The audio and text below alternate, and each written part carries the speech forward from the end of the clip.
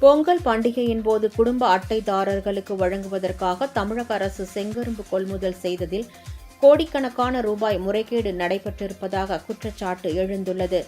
தமிழக அரசு நடந்து முடிந்த பொங்கல் பண்டிகையின் போது குடும்ப அட்டைதாரர்களுக்கு பொங்கல் தொகுப்பு பரிசு வழங்குவதற்காக பல கோடி ரூபாய் நிதி ஒதுக்கி விவசாயிகளிடம் இருந்து செங்கரும்பு கொள்முதல் செய்தது.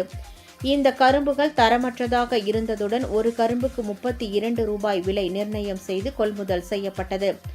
அதேவேளையில் ஒரு கரும்பு 10 ரூபாய் என வெளிச்சந்தையில் 10 கரும்பு கொண்ட ஒரு கட்டு 100 ரூபாய்க்கு விற்பனை ஆனது. இதன் மூலம் கரும்பு கொள்முதல் செய்ததில் பல கோடி ரூபாய் முறைகேடு நடைபெற்றுள்ளதாக புகார் எழுந்துள்ளது.